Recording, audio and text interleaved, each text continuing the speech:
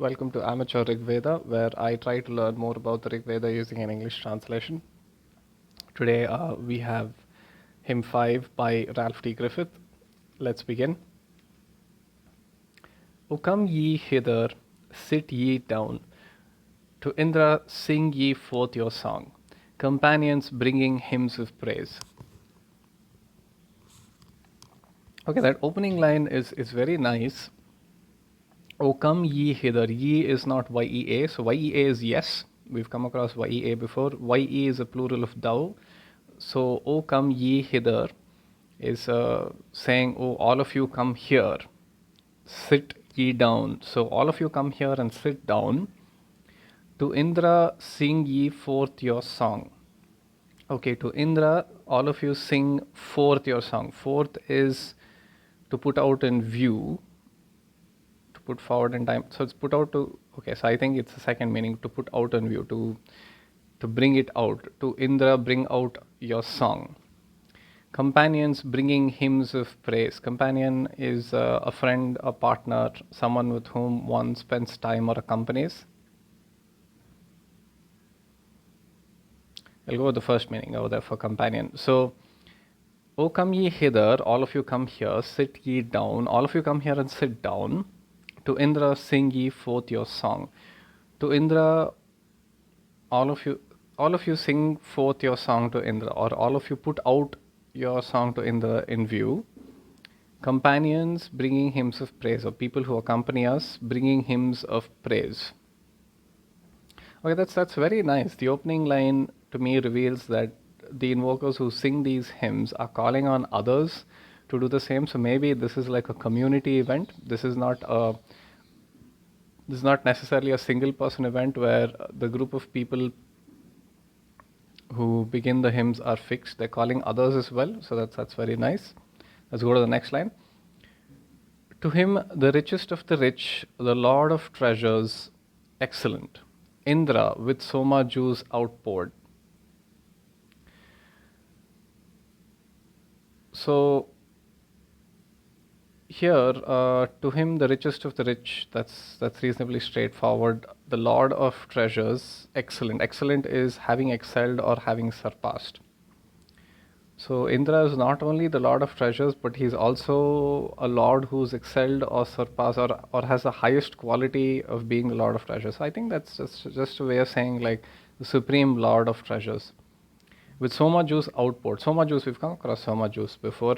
Outpoured is to the act of pouring out. Okay, so to him, the richest of the rich, that's Indra, the Lord of treasures, excellent Indra, with Soma juice outpoured. Okay, so I'm going to combine lines 1 and 2, mainly because that's how I prepare the presentation, but there was some thought in my mind when I did that, so I'm going to try and recreate that thought here as to why I decided to combine line 1 and 2.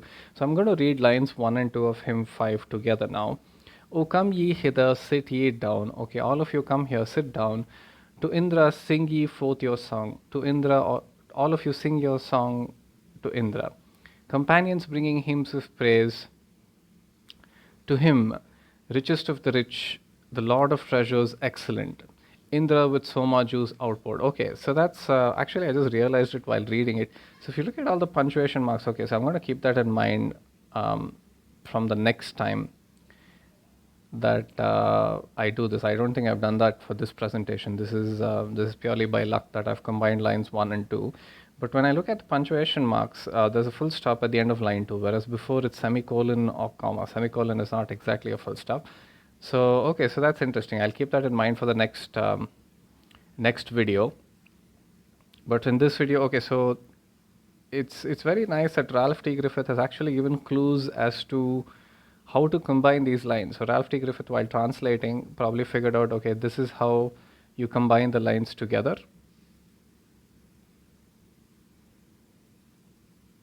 And that's how he's done it. Okay, so I haven't done that for this video, but I'm going to do that for the next one. Okay, so let's look at lines 1 and 2 together, because there's a full stop after line 2, and after line 1 there's simply a semicolon. So it's lines 1 and 2 together. And when you rearrange it, I've rearranged it already. If you rearrange it, basically that line is saying, companions who bring hymns of praise for Indra, come sit here. with so much juice outpoured, so pouring out, sing forth your song to Indra, the richest of the rich and the excellent lord of treasures. Excellent in this case is just the highest quality. So it's a lord, like a lord of the lords, or like the supreme lord of treasures. So that's very nice. The opening two lines effectively call, invite people to the hymn or this ritual or whatever is going on here, and they're saying something very specific, like bringing hymns of praise, and dedicate this song to Indra. Sing. I have one slight irritation when I speak. I sometimes say and I really don't like that, because well, you don't really know, you the viewer don't really know what I'm saying. So it's not really an irritation on others, it's an irritation on myself. So if I say I'll try to take it back, but I try my best not to say it's quite irritating to me. Okay, anyway, coming back to the video. Oh, come ye hither, sit ye down to Indra, because why would you know what I'm thinking? It's so silly of me to say, never mind. When I'm not against other people saying, it's fine if others say, it's just, I'm a little irritated with myself when I say, oh, come ye hither, sit ye down to Indra. Okay, so that's a rearrangement of the two lines. Companions who bring hymns of praise for Indra. Okay, so the opening line is done. Opening two lines are done. Let's go to the next one. I got sidetracked there with, May he stand by us in our need and in abundance for our wealth. May he come nigh with us. May he come nigh us with his strength. Okay, so that's one half of the line. We just deduced in the previous portion that when Ralph T. Griffith's putting a full stop, that's how you combine the lines. So this would, now that I've seen it, it would be a mistake, because I'm looking at one half of the line, and the whole line would be lines 3 and 4 combined, because there's no full stop after line 3, but there's a full stop after line 4. So Ralph T. Griffith, when he was translating it, he probably figured out, okay, this is how you combine the lines. This is where a thought begins, and this is where a thought ends. So in this case, a thought begins on line 3 and it ends at line 4. But I don't think I've combined those two lines anymore. So we're going to look at, I'm going to look at it as it is for now. I'll do that in the next video. May he stand by us in our need and in abundance for our wealth. Need in this case is a requirement of something, and abundance is basically having a large quantity of something. So I think the invokers are saying whether we have things or don't have things, may he come nigh with whether we have may he stand by us. So in this case, he is Indra. I'm assuming it's Indra because Indra has already been referred to in the first line. May Indra stand by us when we don't have things, or in our need, when we have a requirement, or in our and in our abundance, when we do have a lot of things. Now, those of you who watched the previous video for hymn 4, you'll know that if you haven't watched that video, I'm going to tell it to you now. Hymn 4 introduced this concept of choice, not choice actually, a concept of multiple future paths. In hymn 4, the invokers were saying, well, irrespective of whether people who don't like us tell us to leave these lands because we worship only Indra, or our own people or the people in this group say that we are blessed, may we always dwell in Indra's care. That was from the previous hymn. So it introduced the concept of going on multiple paths but having the same future. The same future being dwelling in Indra's care, and the multiple paths being one path being told to leave the land by other people, and the other one saying, okay, our people think we are very blessed. I feel this is line number 3 in this case is the same concept here. They're saying, may Indra stand by us irrespective of whether we are in need or whether we do not have too many things, or whether we are in abundance, or when we have a lot of things. Irrespective of what our situation is, may Indra stand by us. That is the first portion of the third line. May he come nigh us with his strength. Nigh is to come near, so may he come near us with his strength. So I feel line number 3 is saying, may Indra stand by us because Indra is strong. So it looks like the invokers want the strength of Indra. May Indra come near us with his strength, and may he stand by us in our need or in abundance for our wealth. That's pretty nice. It's reasonably clear so far that the invokers, like, they want to dwell in Indra's care. If I look at hymn 4 and hymn 5 so far, maybe it might change as we go along. So let's see. Let's go to the next line. Whose pair of tawny horses yoked in battles foemen challenge not. To him, to Indra, sing your song. Whose pair of tawny horses? Tawny is just brown. We've come across bay horses before, and when you see the picture of bay horses on Wikipedia, it looks reasonably brown, very shiny brown. So I think it's probably the same color. Yoked.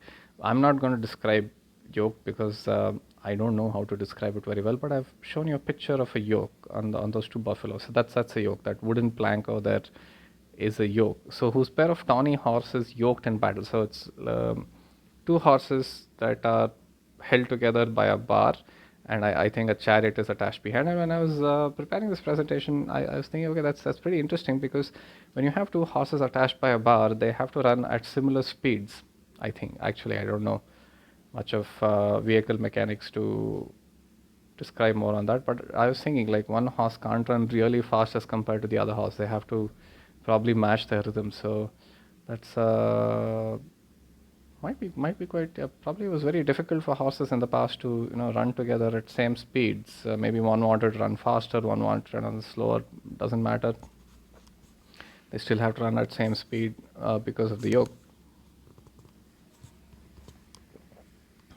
Okay, whose pair of tawny horses yoked in battle foemen challenged out. Okay, who are foemen? Foemen are simply enemies. So Indra, whose pair of tawny horses yoked in battle, probably ready for battle, foemen challenge not. To him, to that Indra, sing your song. Have I rearranged it? Yes, I have. I have rearranged it. So when you rearrange that a little bit, it's reasonably clear, straightforward to rearrange that line.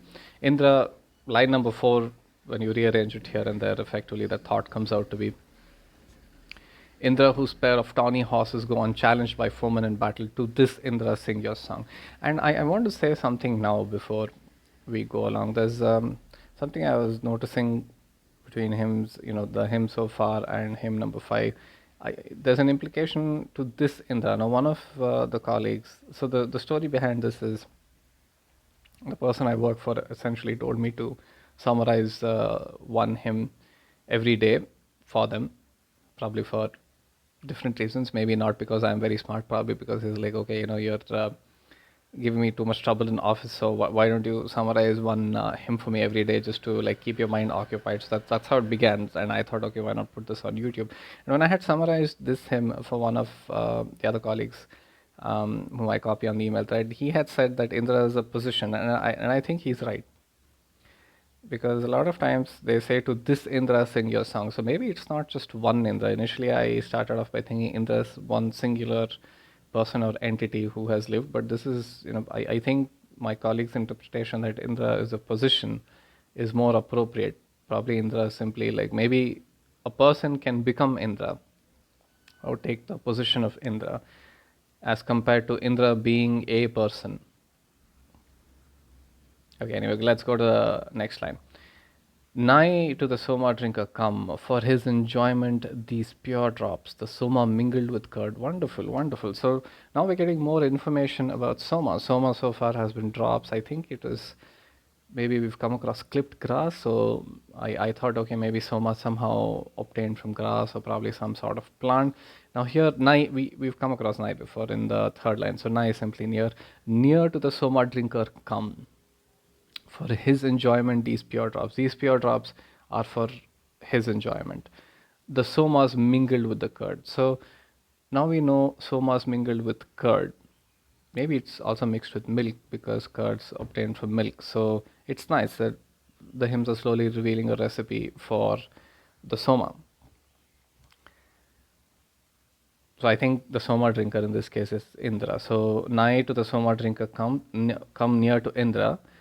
For his enjoyment these pure drops, the soma mingled with curd. So I think that's saying for Indra's somas mingled with curd. Okay, so if you rearrange that line, it says, okay, come near to Indra, these soma drops mingle with curds have been prepared for his enjoyment, I think. Okay, so far reasonably straightforward. Hymn 5 opens with something very nice and very inviting. The invoker invites everybody who wishes to sing a song to Indra, and then they go and say, okay, may Indra stand by us, may Indra stand by us in our need and in abundance for our wealth. And then in line 4, they praise Indra. They say, okay, nobody can challenge Indra and his tawny horses in battle. And in line 5, we've come to night the swimmer drinker come for his enjoyment these pure drops. Okay, so I think I'm looking at line 5 again. I thought it was reasonably straightforward because near to the swimmer drinker come, near to Indra come for his enjoyment these pure drops have been prepared. So who? That's a little strange because before, I think it was in hymn 3 or where they say, come to us Indra sped by song. So Indra is somewhere and Indra is supposed to come to the invokers by listening to their song. And this line is saying, near to the Soma drinker come for his enjoyment pure drop. So who are the invokers referring to? Actually, when I just read this out, I thought it's Indra, but no, that can't be Indra because now it appears the invokers are saying, okay, come nigh to the Soma drinker come, near to Indra come. Okay, what I'm trying to get at is the identity of the Soma drinker here is not very clear. I thought it was Indra initially, but no, that probably doesn't make full sense because Indra is supposed to come to these invokers. At least it's been implied before in one of the hymns where it says, Indra sped by song come to us, or they keep saying, Indra come hither, come hither. So maybe somebody is drinking the Soma along, maybe when they're performing the ritual, probably somebody is drinking the Soma themselves. Okay, let's go to the next line. Thou grown at once to perfect strength was born to drink the Soma juice. Strong Indra for preeminence. Thou grown at once to perfect strength was at once. Okay, so thou grown at once to perfect strength. So at once is immediately. So thou grown immediately to perfect strength was born to drink the Soma juice. Okay, that's pretty strong. And preeminent is exceeding others in quality or rank. Okay, so this is reasonably consistent. Indra has been said, okay, they've said, okay, excellent before. So Indra appears to be someone who's like above everybody. Oh, that's nice. I've rearranged that. So that line, when you rearrange it a little bit, it says, Indra was born to drink the Soma juice. Indra drinks the Soma juice for preeminence or to be excellent or above everybody. And Indra grows to perfect strength quickly or immediately after drinking Soma juice.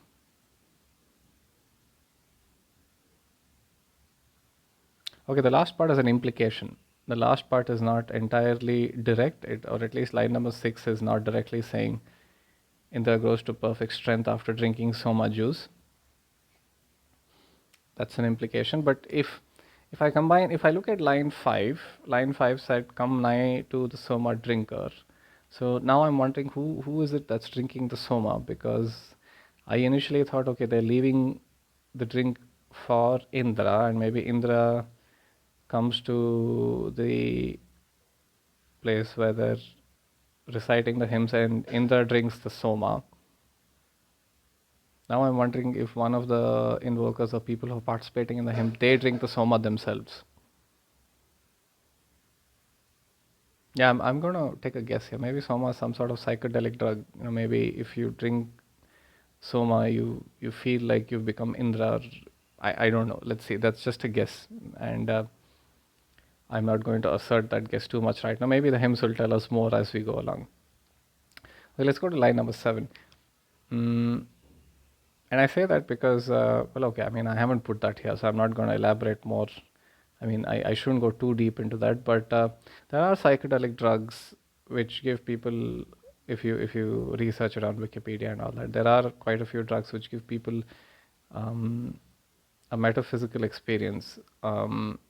Perhaps, maybe, I'm guessing that Soma is that kind of a drug that gives people a metaphysical experience. So The reason why I'm actually, to me, it's not important that Soma is a psychedelic drug. I'm not really concerned with that. The reason why I'm not really concerned that Soma is a drug. What I'm concerned about is who is Indra. Yeah, let me be more clear. Is Indra a person who drinks Soma? So, can any person, the question I'm trying to think about here is, can any person basically drink Soma and become Indra? Or is there one single Indra? Now, I don't think there is one single Indra because they've repeatedly said, to this Indra sing your song. So maybe Indra is a position, like my colleague once mentioned, Indra is a position, and any person can rise to the position of Indra. The most reasonable, straightforward explanation would be that you rise to the position of Indra by military conquest, because Indra and Vayu are gods of spoil or lords of spoil. So perhaps if you go on military conquest, you become Indra. The only thing that's perhaps like changing that interpretation of mine is the introduction of Soma. What role does Soma play in this? Because if Indra, like Vayu and Mitra have already been said to be cherishers of law of wide dominion. So even though these Vedas were written like 2 millennia ago, which is perfectly fine, they already had some concept of law. And I think they were written 2 millennia. I don't know when they were written. I just think they were written a very, very long time ago. I don't remember the exact date. So they already had an idea of law and cherishers of law. So they already had cherishers of law, not only law but people who liked law. So you have Varuna and Mitra. So and then you have Indra and Vayu as the gods of spoil. So if Indra was a position and anybody could aspire to the position or anybody could rise to the position of Indra, military conquest would be fine. So what and that idea in itself is fine. So what is Soma? So actually these gods and positions and everything makes sense, but now to me Soma is not making sense. What is Soma? What role does Soma play in these hymns? What exactly is Soma? Okay, maybe the hymns will tell us more as we go along. Let's go to the next line. O Indra, lover of the song, may these quick somas enter thee. May they bring bliss to thee, the sage. Indra has been elevated to the sage. Okay. Oh, bliss is perfect happiness, and sage is wise or someone who's very wise. Wise. So, O Indra, lover of song, so Indra loves song, may these quick somas enter thee. So, I think soma drops, enter thee. So, see, this is why I feel soma is like a drug. May these quick soma drops enter thee. I'm really not against, I'm not trying to portray drug use as something wrong. I'm not going to encourage drug use. I'm not going to say that, oh, drugs are great and all that, and so all of you should go out and look for psychedelics and or psychotropic. I think they're not, maybe not psychedelic, maybe it's psychotropic. I don't remember the exact term. Psychotropic substances and have an experience. I'm just trying to figure out what's going on. Now the reason why I say that, let the scooter go or a bike go. The reason why I'm saying that is because these hymns were written a long time ago and they probably did not have the same level of drug enforcement that we have now. Probably in those times, psychedelic and psychotropic substances were easy to obtain, and maybe with these substances they had metaphysical or out of body, as they call it, out of body experiences. May these quick drops enter the. Now, the reason why I'm calling them psychotropic, or actually, you know what, let me start with the most basic concept. Let me not think of psychedelic and psychotropic. I'm going to call somas performance enhancing drugs. I think that's a good starting point. Maybe that can change, or that can be edited as not edited. That can my understanding of soma may change, but I'm going to start with the most basic interpretation here. Soma is a performance enhancing drug. That's my guess. That would be my guess if I had to guess. I mean, I am going to make a guess. I like to guess first, and then when I'm proven wrong, I like to change my guess. That's the kind of person I am, as compared to not guessing at all, which makes things quite dull. So I'm going to guess. So in the lover of the song, may these quick somas enter thee, may they bring bliss to thee, the sage. So I think they prepare soma as a performance enhancing drug maybe Soma gives people energy. Maybe it's like a burst of sugar or whatever it is. Maybe it's like a nice protein shake or whatever it is, and they give that performance enhancing drug to Indra. Now the identity of Indra, okay, whoever is Indra at that time. So maybe, but see this, why would the previous hymn say, "Come hither, Indra"? So okay, what I'm trying to get at here is these hymns, whoever is reciting these hymns, I'm assuming they sit down in one place and sing these songs. And Indra is probably not present when they're singing these songs. That's why they keep repeating, "Oh, Indra, come here, come here, come here." And they've also said, "Indra sped by song, come here." So why would they say Indra sped by song, come here? Even if they gave Indra an invitation before, even if they told Indra, if Indra was a position and somebody was Indra at that time, uh,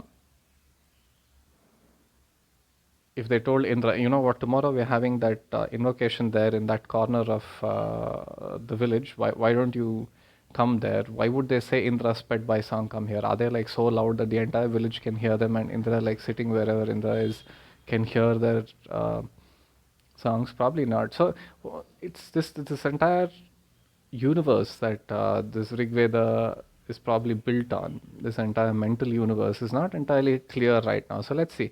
Let's see as we go along how the Rig Veda opens out the universe for us. So in the lover of song, may these quick somas enter thee. I'm going to assume soma is a performance enhancing drug. So the invokers are hoping they prepared a performance enhancing drug for Indra and saying, okay, may this quickly go into you. May they bring bliss to thee, the sage. So bliss, like I showed before, is happiness, and sage is someone who's very wise. So soma brings bliss and wisdom to others. Okay, that's interesting. Let's go to the next line. Our chants of praise have strengthened thee, O Shatakratu, and our lords. So strengthen thee the songs we sing. This is a very nice line. I like it because it mentions Shatakratu, and if you haven't watched my previous video, I had a problem there because I didn't know who Shatakratu was, but now I'm reasonably confident that Shatakratu is Indra. Okay, so what is chant? Chant is to sing. Sing especially without instruments as applied to monophonic or pre-mod. Okay, that's nice. So they're chanting, so they're not using any instruments.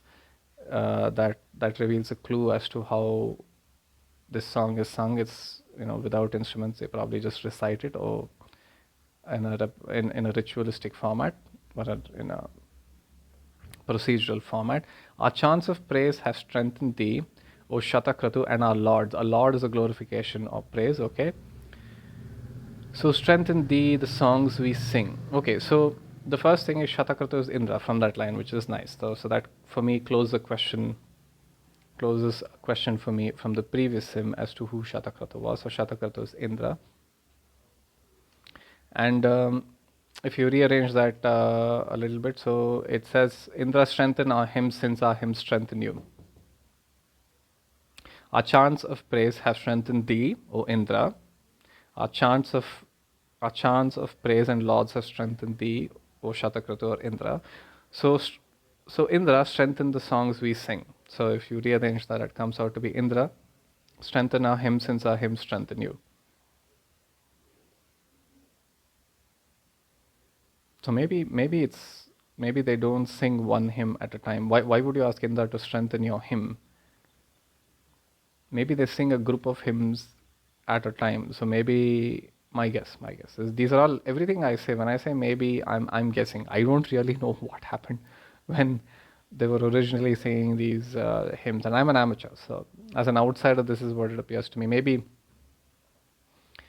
they're singing multiple hymns at a time, and maybe they're calling other gods because other gods have been mentioned before in previous hymns. So they're telling Indra, we're strengthening you with our hymn. See, this is why it's a little. How can a song strengthen Indra? So maybe it's a song of praise strengthens Indra. It's a very, very interesting concept. Songs strengthening Indra, or Indra be a god or a person or whoever Indra is. Songs strengthen Indra, right? A song strengthens. How can a song strengthen something? For me, that's very interesting. Okay, I'm not going to guess more, but I've put that question forward. How can a song strengthen Somebody said, let's go to the next line. Let's see what happens. Indra, whose Sukar, I don't know how to pronounce that. I'll go with Sukar. Indra, whose Sukar never fails, except these viands thousandfold, wherein all manly powers abide. Okay, Sukar is assistance or relief. Okay, Indra, whose help never fails, except these viands. Viand is an item of food, thousandfold. Accept this again and again, 1,000 times. Wherein all manly powers abide. So Indra, whose help never fails us, accept this special food that we've prepared for you 1,000-fold, again and again. Wherein all manly powers abide. So Indra, whose help never fails, accept this food where all manly powers abide, again and again, 1,000-fold. Pretty nice line. Okay, the last line. Oh Indra, thou who lovest song, let no man hurt our bodies. Keep slaughter far from us, for thou canst. Slaughter is the killing of animals or massacre. Okay, let's go with the second meaning. Massacre, killing of a large number of people. So that would make more sense. And canst is can. Okay, so that line, O Indra, thou who loves song, let no man hurt our bodies. Keep this massacre or keep slaughter far from us. So keep people dying far from us. Please make sure that people don't die close to us. And I think the implication there is if people are not dying close to us, we are also not dying. This is not unusual. I think I'm somewhere around hymn 90, and there's a very indirect way of speaking in the Rig Veda. It's not a very direct way, and maybe that's just the culture. I mean, initially I used to wonder why they speak like that, but maybe they were very polite people a long time ago, and that's how they spoke. They didn't want to say anything directly unless it hurt people's emotions or sentiments, so they had a very indirect way of saying. The reason why I say that is because of the part, keep slaughter far from us. So that's a very, very sweet way of telling Indra, protect us, please let us not die. So instead of being that direct with Indra, you say, keep slaughter far from us, Indra, very sweetly. For thou canst, for thou can. Okay, overall, this was a very nice hymn. That's all I have. It was a very nice hymn. It introduced, initially it opened with the invokers asking companions to come sit down and offer hymns of praise to Indra.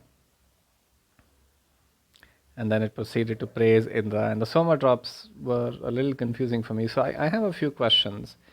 So actually, before I open up new set of questions, let me say, for me now, at least with hymn 5, it is clear Shatakratu is Indra. In hymn 4, I had a question, okay, who is Shatakratu? The identity of Shatakratu is not really clear, but in hymn 5 at least, for me it's reasonably clear Shatakratu is Indra. So at least how Angiras is another name for Agni, at least now I know Shatakratu is another name for Indra. So that part is clear. Now what is not clear is what role does Soma play? What is Soma? What role does it play in rituals? Indra, I'm going to take my colleague's guess, which is Indra is not one person, Indra is a position, like a king or whatever. So maybe the king is referred to as Indra. So multiple people or multiple gods can take that position of Indra, which is nice. I like that interpretation because that fits, because the hymns keep saying, to this Indra sing your song, to this Indra. So maybe there are multiple Indras. But what is not clear so far is what role does Soma play. Soma is not really clear. And these hymns also seem to imply that Indra will hear the song and come to the place where they're singing these songs. And how does that actually occur? Because that long ago when the Vedas were written, there wasn't any technology. So I don't think they were doing this through, say, for example, a Google Meet, where you're or a video chat where you're doing the hymns in one place and you have some sort of a telecommunication network that transmits this to the other side. So that's a little mysterious to me right now as to why they say, come here, lover of song. What role do these hymns play? I've speculated before. I don't remember whether was it in hymn 3 or hymn 4 that these hymns are a sort of GPS. like a location, like a locating mechanism, but that opens up a new set of questions. How can a song be a GPS? How can you hear a song if you don't have the means to communicate it? Anyway, whatever be the case, I think the Rig Veda is like opening up a very nice, beautiful universe, a mental universe, and I'll keep exploring that. And that's all I have for you all today. And have a nice week ahead.